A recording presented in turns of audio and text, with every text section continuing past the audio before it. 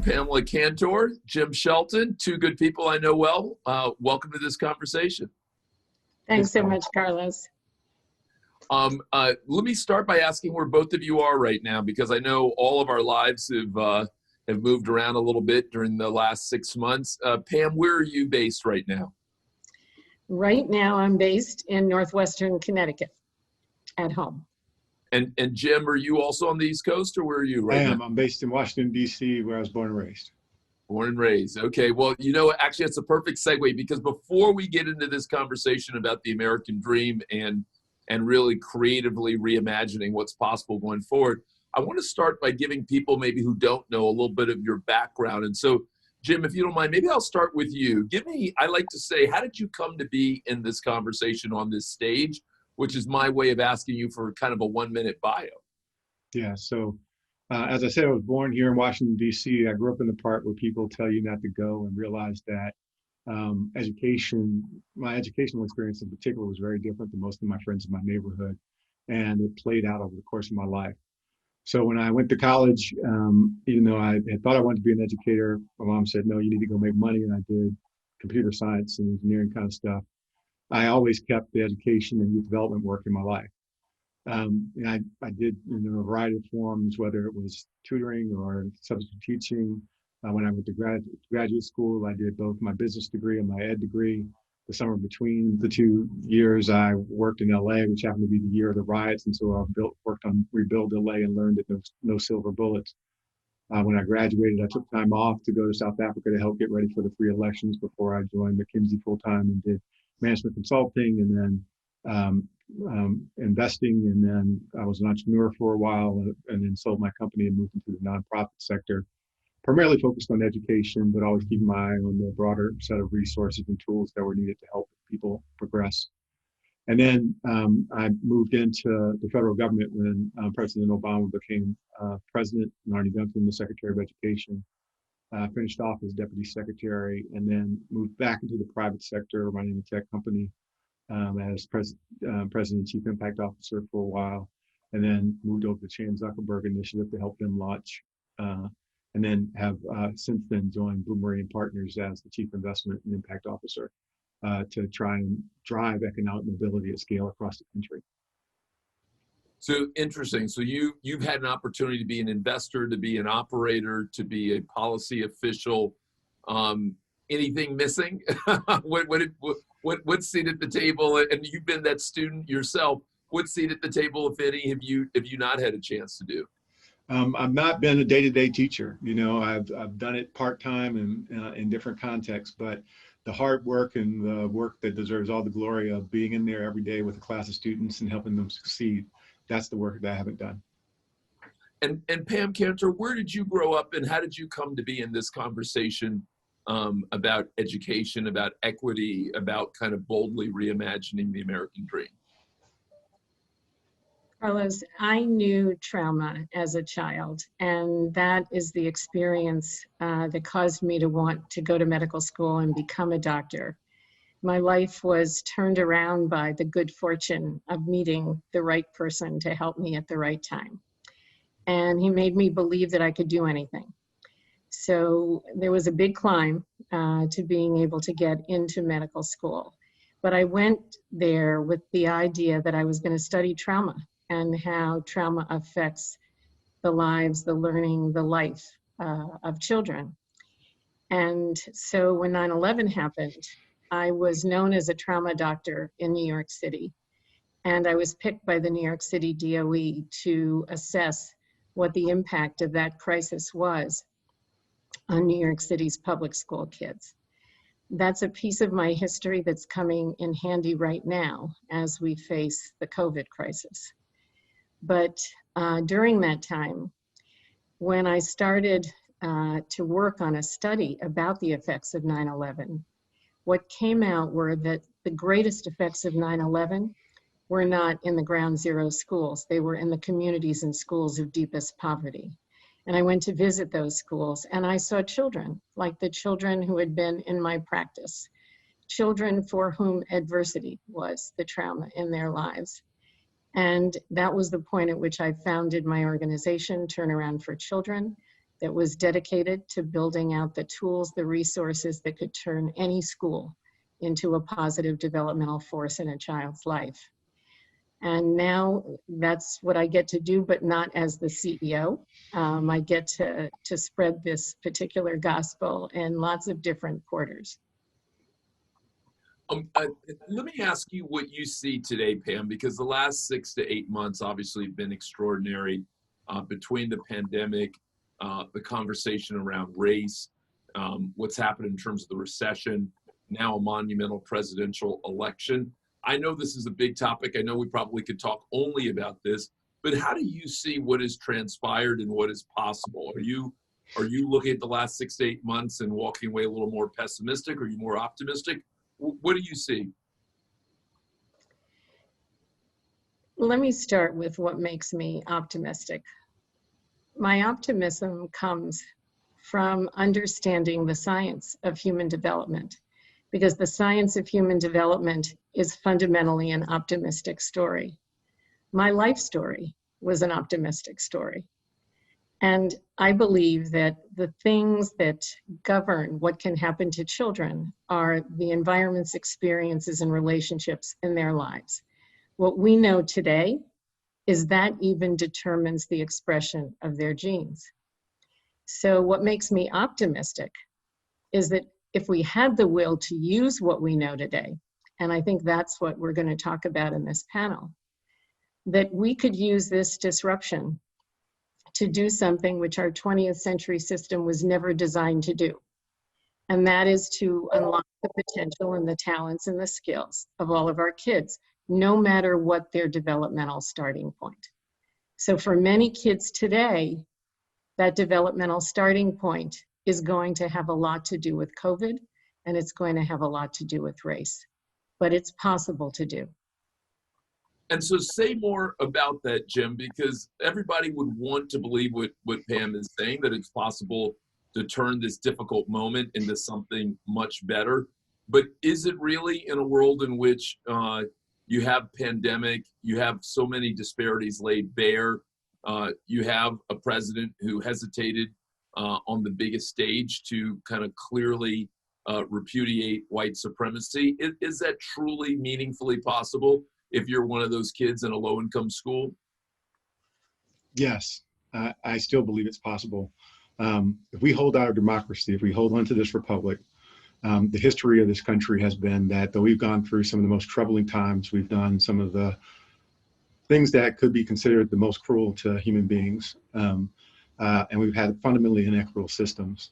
Our story is one of everyone making progress and the gap closing over time, though not the way we would like to see it. We have to remember, actually, we start by talking about COVID, but the reality is our economy was broken before we got here, right? Raj Chetty did that work that showed us that in the 1940s, someone had a 90% chance of doing better than their parents. And by the 1980s, if you were born in the 80s, that had dropped to only a 50% chance. And so what we know is that, and that was masking, that was all Americans. That's not Black or brown Americans, where we know the story has actually been a different one. And so in that context, we say, look, things have both gotten worse and we've seen progress in almost every dimension, especially for people of color over time. We're just not where we want to be. So then I come back to Pam's point, which is we now are at a point where we know more about how to actually support young people to be successful than we ever have before. We have more tools and resources at our disposal than we have ever had before. When you think about the power and potential of technology in particular to make things that were previously inaccessible to low-income kids accessible, and the ways in which we've learned to use that in other contexts besides education to really create very different opportunities, I am optimistic as well. We got a lot of work to do, a lot of work, and maybe some fighting to do to make it right for all the kids. But in the end, I am still optimistic of where we can land. So Pam, get us launched. What would be a handful of the difference makers that people of goodwill could do that could turn this difficult moment into something disruptive and creative and ultimately valuable to many of our most vulnerable kids? I think the thing that we have to do is we have to look at the places where we are already doing it.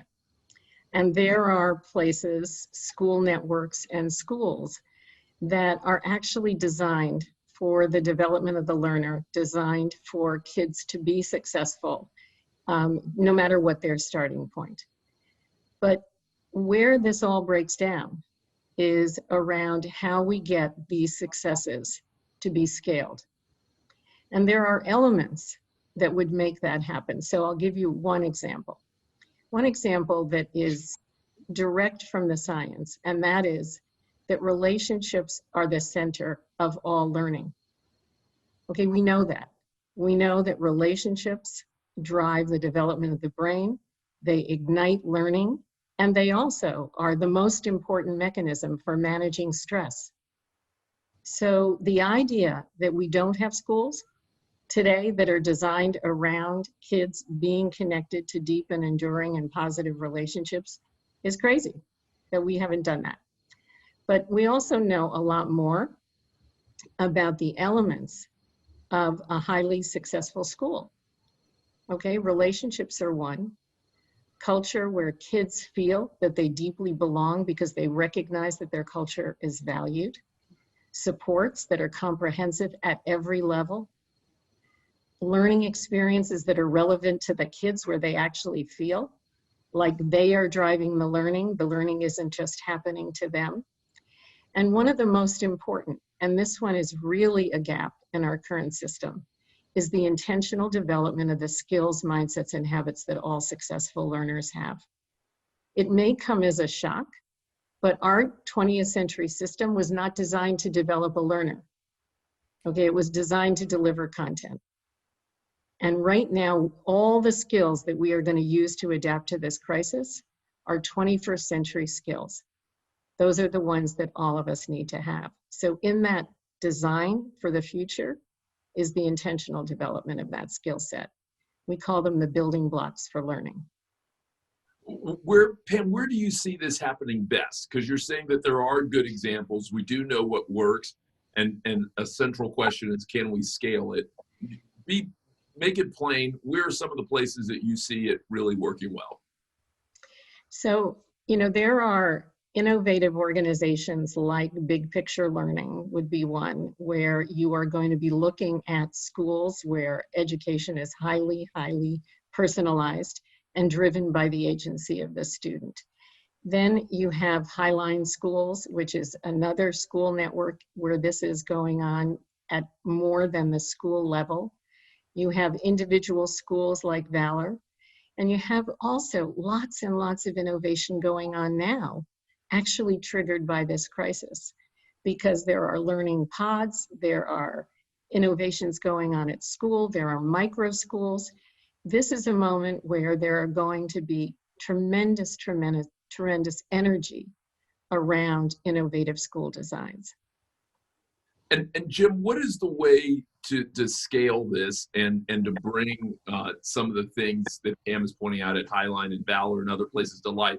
Is it philanthropic? And you clearly have been involved at some of the highest levels of kind of education philanthropy, whether I think about Gates or Chan Zuckerberg or other places.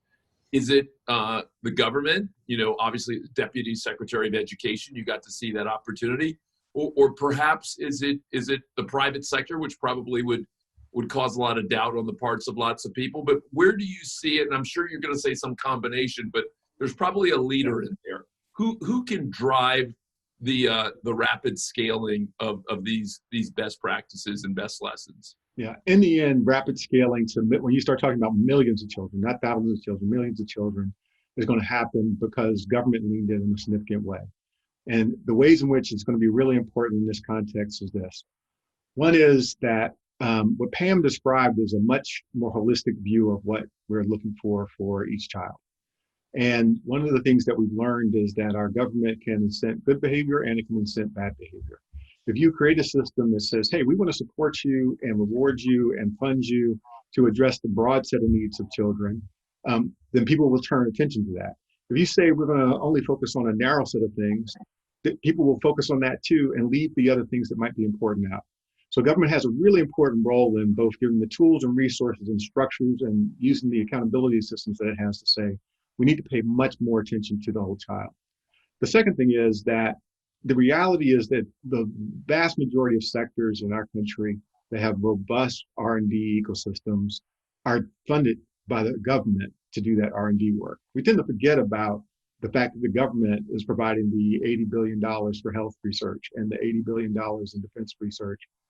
That is then complemented by what industry puts in and philanthropists add on for centers at universities. And so the same thing, though, needs to happen for education, where the federal government invests a little less than $2 billion a year, right? Imagine if we were investing, $20 billion a year in R&D to really understand how do we measure these things that have always been hard to measure and things like that Pam has been talking about. And then the last thing I'm going to say is that Pam did a lot to describe the context inside school, right? How do you create a school environment that is supportive of young children, that helps them to develop, that is cognizant of all these dimensions upon which they have to do the work? The reality is that schools sit in context, right? And the context that we know is when you look at that Raj-Chetty work, not only did it show a national trend, but it showed that there were neighborhoods right next to each other where the chances of having mobility were dramatically different. And the only way we're going to lean in those neighborhoods that are in both cities that aren't growing and cities that are growing that aren't showing real mobility is that the government leans in a significant way to make sure that there's a real strategy for revitalization and inclusive growth in those cities that lets people, and the children in particular, really accelerate their growth and development. Now, philanthropy is going to put in some money that's going to allow for innovation, going to show the way on some things that are important, maybe help develop and understand what some of the policies that it looks like. I do think the private sector has a role both in creating sustainable enterprises to provide tools, but more importantly, employers are critically important to signaling to our education system what people need to know and be able to do when they show up. And what's really interesting is everyone keeps saying employers are focused on these vocational skills. And they say, why don't we just do the vocation? And the reality is they want people who have a hard vocational skill, but they also want people who have these building blocks for learning around being able to manage themselves, around being able to form good relationships, around being able to be curious and to play a role that is bigger than themselves in terms of how they see their purpose. Employers need to be clear about articulating those things and asking the systems that serve them how they're being produced. Pam, it's interesting to hear Jim talk about employers, and it made me wonder whether I had started from the wrong place in asking about our children, and whether part of what you're saying in terms of using this moment is the learning not just of people under the age of 18, but a broader set of us who may need to learn and grow. When you think about the opportunity for kind of disruptive learning and disruptive education, are you focused primarily on what we used to call K-12, or where's your mindset and where's your primary focus? Well, it's funny. I remember a story. I don't know whether Jim remembers it, but the first time I showed Jim the building blocks for learning pyramid, Jim was looking at those skills at the upper end, and he was thinking, when he asked me was, how many adults do I know that actually have the skills at the top? Most of us are struggling to sort of build, from the bottom up.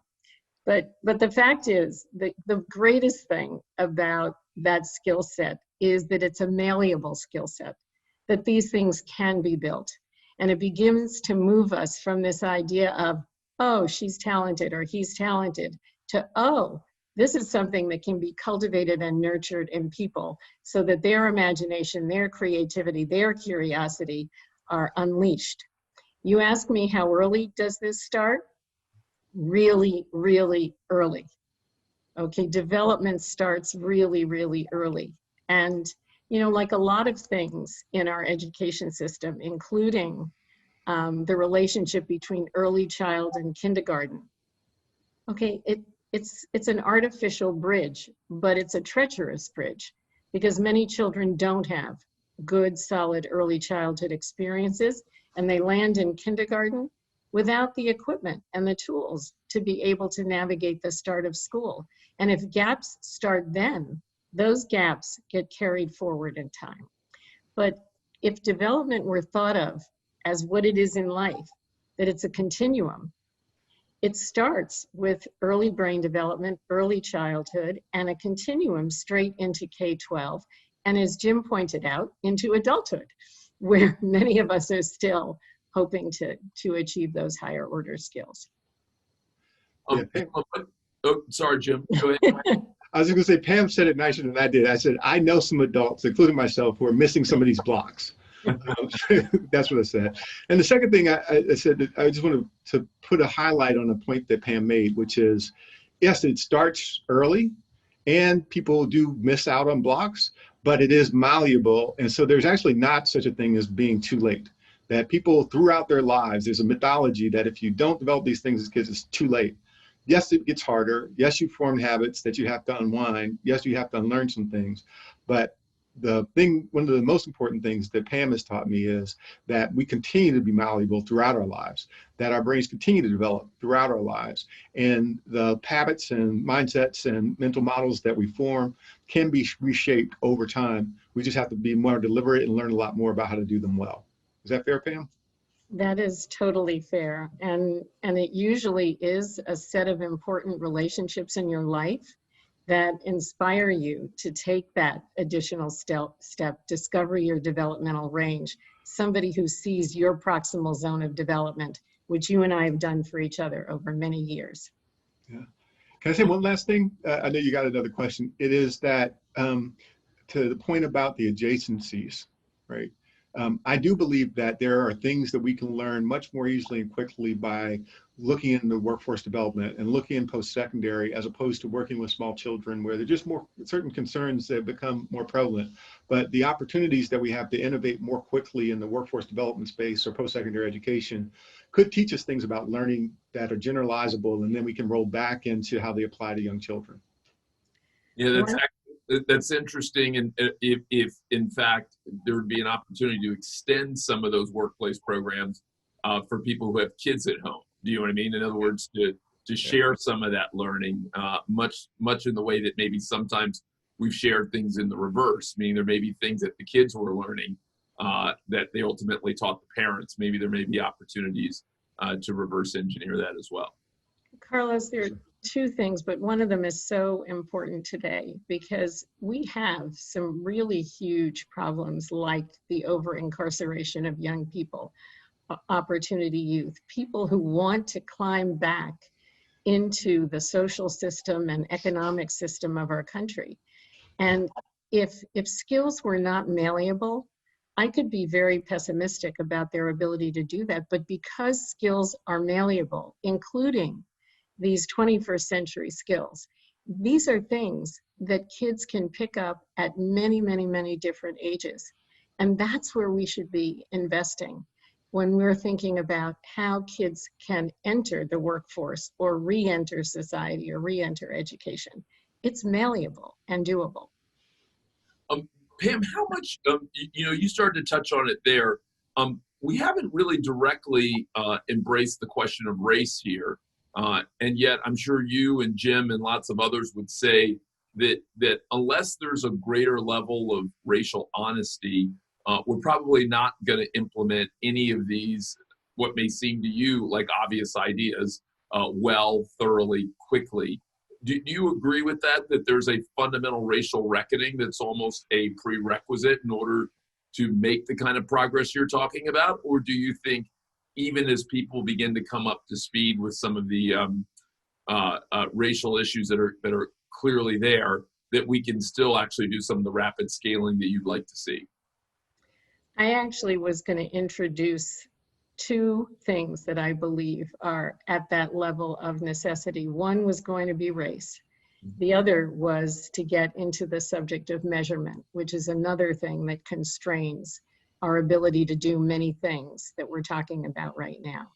But race, the answer is an unqualified yes. I think that there are so many layers at which the adults in children's lives are looking at children as people less worthy, people less capable, people who should not have the same kind of opportunities and social capital that other kids have.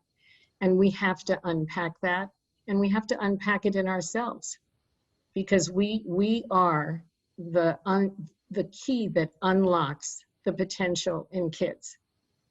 And if we do that self-examination, we are going to look at kids in very, very different ways and look at ourselves in different ways. But that kind of self-inquiry and systemic change is a prerequisite.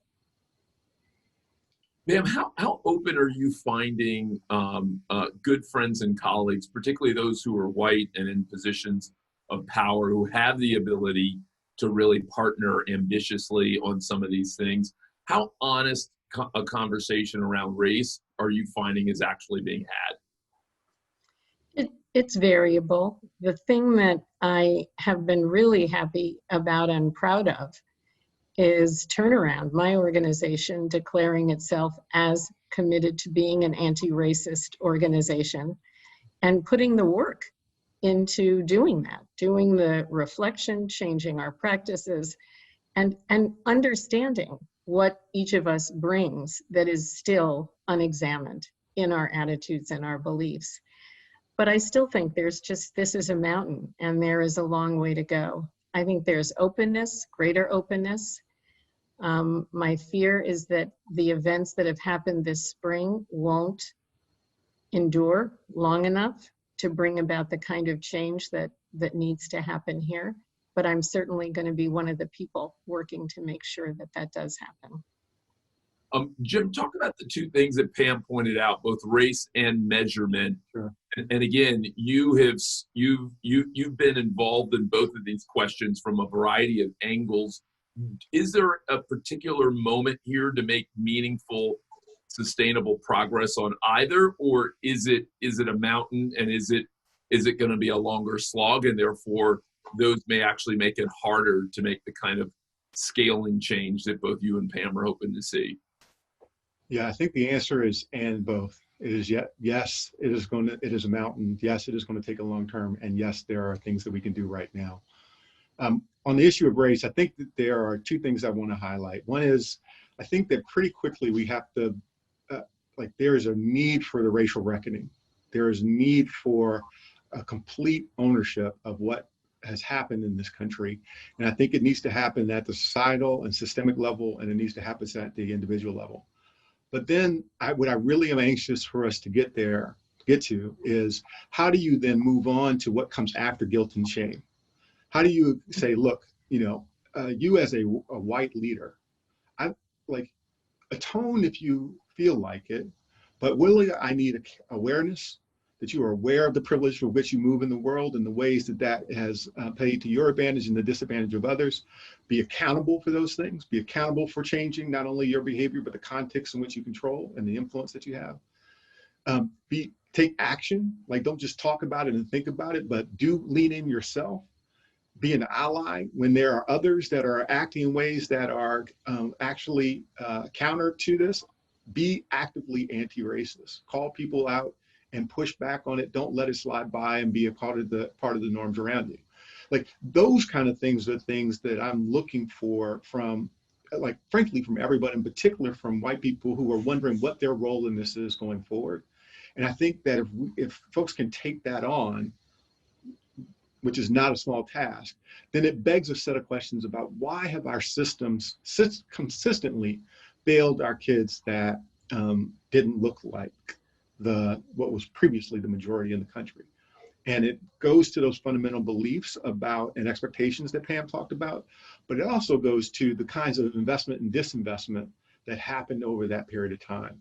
And those things are not going to be reversed easily. When we are mapping right now, I'm doing work looking at cities around the country. And Dallas just recently did a really interesting analysis mapping the communities that were redlined with current communities and community assets. And what you find is that disadvantage also compounds, that the lack of investment that was actually written into law translated into things like, there's a lack of broadband in these communities. I wonder why. Low-income community, highly concentrated, is not seemingly going to be quite as attractive to an ISP as a community with lots of houses where they know they're going to buy the top-end cable program. So I could keep going through the list of the things that have systematically gotten in the way of our kids that we have to undo. And I think we can make progress on that. But the last thing I'll say, which is where Pam was going, is we just have more insight and tools and resources at our disposal to begin to actually meet kids where they are and give them the supports they need to be successful. And I think that we need to, as a country, lean into them. So the first one that Pam mentioned is measurement. We talk about these other dimensions of learning that are critically important, but the reality is we kind of wave our hands at how hard it is to figure out whether someone has these things that we consider the soft skills. And the reality is that we can understand them. We need to invest, though, in the measures that let us understand whether someone's making progress, whether they have the kind of attachment and relationships that they need, whether the supports that we're providing are actually working for them, and how that fits in with the things that we do know how to measure pretty well around academic achievement. So there's got to be an investment, and then a deployment, and then a validation and understanding, and real value attached to measures that are the things that we haven't done traditionally. Pam, sorry, go ahead. Yeah, he knew I was going to pick up on a couple of things that he said. There are measures today for many of these skills, but I want you to picture a child developing from, kindergarten on up, and we've all watched children build a progression of skills, and then there are these synergies where everything comes together, and you look at your kid and you say, "Oh my God, how did that happen?" And then maybe there's a bit of a plateau, and they get frustrated, and then again they have these other bursts. Okay, that's jagged development. That is normal development. That's the way it happens. So when you think about that, and you think about the fact that all development is like that, well, if we're going to measure this stuff, the other thing that's important about measuring is to understand it's a pathway. Okay, and it's a pathway that will have zigs and zags. So the measurement has to be formative. This is not for accountability. This is not for standardization. This is to be able to see an individual child becoming who they can be. And we do need the investment in R&D. It kills me that we're not making that investment today.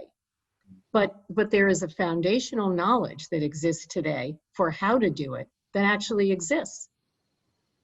Jim, one of the most interesting people I've met recently was Jamal Bowman, a longtime high school principal in New York, a former teacher who's likely heading to Congress. He won the Democratic primary in an overwhelmingly Democratic district in the Bronx, right next to AOC. And are you seeing a lot of that amongst new members of Congress, those who bring an education background and skill and expertise, or at least a deep interest to it? And is that also part of the change that you expect to see over the next couple of years? So what I can say is that I'm excited about the generation of young leaders that I'm seeing taking up, actually stepping into the role of running for office and coming from backgrounds where they have seen education firsthand and what impacts of poverty on young children firsthand. I really respect anybody who goes into public service, but we're now at the point where the average age in Congress is in the 70s, and that may not be good for the country. I am especially excited about people like Jamal, though, right, who not only come with a perspective on education, but really being a point of view that says, hey, I want to look at this expansively. I want to think about how we actually do transformative work for young people and give them what they need to succeed. And I'm open to all kinds of ways that we need to think about using new tools and resources and approaches to actually do that. I think that kind of thinking is going to be really important for us to get to the kinds of levels of support and achievement that we want for our kids. And then the other thing that you pointed out about him is he's a super compelling guy. So for those people who are not tracking the issues the way that he is tracking them, he can serve that role of not only educating them, but helping them understand why these things are important and getting them to mobilize around them. Pam, I feel like whenever we ask about interesting international examples or places we can learn from in terms of education, people immediately go to South Korea and Finland and a handful of other places. Are there any kind of hidden gems, any unlikely places or places that aren't kind of a common part of the conversation that you've been learning from, or at least you're paying attention to in terms of what they are doing in reimagining quality education for all of our kids and maybe all of their people? One of the greatest pleasures in a new book that I got to read this year. Is called Leapfrogging Inequality. It's written by Rebecca Winthrop at Brookings. And Jim is smiling because he introduced me to Rebecca Winthrop, and she is quite wonderful. But one of the things she does is she studies how different places across the world figured this out. And she doesn't start with Finland or Singapore or South Korea. She goes to the Amazon, she goes to villages in New Zealand, and she sees that communities themselves drove innovations to access the tools, the resources, all the things that we have in this country. But the innovations were really done by the village structure, the local structure, the city structure. So there are lots and lots of examples of transformations that come about that are driven by the people who are most impacted by them. And we don't have enough of that in this country. We have the layers above that. But I think that if we move to transformation, which is driven by parents saying, what do I have the right to want for my child? And can I demand this of my school or of my school district? A lot of the work that I'm certainly going to be doing in the coming years is really about helping people to understand what to ask for and to make that loud and strong and specific. And Jim, what about you? Any interesting places in the country or the world that you're keeping an extra special eye on that may not be the classic places that we tend to learn from? Yeah, I mean, I think what's really interesting is there are communities around the country that have been outliers for some time. When I was at the Department of Education, we ran this program called Racialized for Districts. So people were not really happy with the program in a lot of different ways. But one of the things that it did is it highlighted regular, everyday districts that were leaning in to figure out how to actually support students at an individual level, using all of the tools and resources, not only within the district, but outside of it. And so there are examples that have come up for that. And I won't try and start calling out favorites. But what I'll say is that pretty quickly, what also we saw is that there are communities from around the country that have done a number of different kinds of innovations to layer on top of that. So for example, I will call this one out by name because I think it is starting to begin to scale, is Becoming a Man program in Chicago, which is tied to Saga Learning, Saga Innovations, which actually does intensive digital tutoring for kids who were behind in mathematics as they were in high school. And what they were able to do in that context is two things. One is to accelerate math learning by 2 to 3 years, which I bring up right now because it's so important that we have recovery methodologies for kids whose learning has been disrupted. But the other thing was that when they first started the program, they targeted young men who were in some form or seemed in trouble and likely actually to wind up being involved with the criminal justice system in some way. And they dramatically reduced the likelihood of recidivism of returning to jail by almost 50%, right? And it is in that context, if you look at these community-based organizations that tie themselves to rigorous evidence-based stuff and then add an innovation to be able to do something that now can be taken to scale across the country. And I think we're seeing more and more of those things emerge. The last thing I'll say is we keep looking at schools and school districts and things like that. But when you talk about these other skills that Pam has, things like sports and leadership development and things like that, a lot of those skills are also developed outside of school, and we can learn a lot from them as well. Sorry, Pam. And I was just going to say that one of the organizations that's really, really leading the way on those is Karen Pittman's organization, the Forum for Youth Investment, which has something now called the Readiness Project, which is unifying communities across the country around helping communities become much more of a web of support and relationship and network and social capital for kids and for families. Jim, as we come to close to a close here, talk to me about 3 or 4 of the key people or organizations or groups that we should keep our eye on if in fact there's going to be meaningful change over the next 24 or 36 months. For people who aren't paying it as close attention as you and Pam are, give them a couple of people or groups or organizations that can act almost like canaries in the coal mine. Who should they be paying attention to? So I think we need to pay a lot of attention to what happens at the federal level. The reality is that a lot of the things we talked about what kinds of early learning supports there are, especially for parents and young children that are in low-income communities before they're born. So the kinds of things that support nurse family home visiting and things of that nature. Are those things being invested in? Is early childhood education happening? And is it happening in the context where supporting the whole development of the child?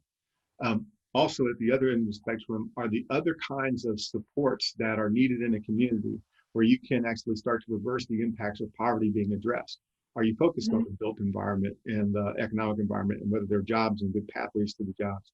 Do people have stable housing? Are you supporting innovation? Are you supporting growth in a way that is inclusive of the people who are already there, and that the environments, as Pam talked about, not only within the school but outside the school, promote a feeling of safety and belonging that let kids ultimately thrive. So the federal government is really important to watch right now. And that has to translate, though, down through the state and local government. So I'll start there. The second thing I'll say is that there are people who are involved in the work. Pam already talked about her organization, Turnaround for Children.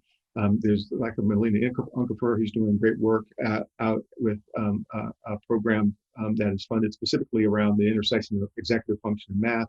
I look at the work that folks like Naila Swat Nasir are doing from the Spencer Foundation to promote a much more holistic view of education and science and learning and development, where they are bringing researchers who normally don't come together, kind of like the work that Pam orchestrated with science and learning development over the last few years, to have those deep conversations about what does it look like to really look at all of the dimensions of a child, not only that academic development, not only their physical and mental health, but where does their culture fit in? Where does their identity fit in? And how do these things come together? And the last thing I'll say is, Pam mentioned a whole range of schools and school models that are trying to do this work. But what is happening is whole school systems are now recognizing the things that they thought were off the table have to be on the table. They have to figure out models for doing hybrid learning and education. They have to figure out ways to attend to the trauma that kids are feeling by being displaced from school or losing a loved one to COVID, or whatever the trauma of the day might be around the racial unrest and other things that are troubling the country. And because of that necessity, and because the context is completely open to change, we're going to see innovation, I think, in almost every aspect of education. And so the question is, don't look for one thing, go to your leader and say, what are you changing to take advantage of this unique moment that we have to figure out how to serve all our kids better? So when we come back, we actually do build it back better than we were before. Pam, our time has gotten away from us faster than I wanted to, but any final thoughts from you?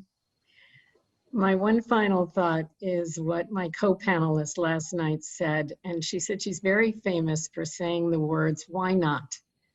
Why not try this? And she was talking about lots of different things that just were in that zone of, well, we've always done it this way.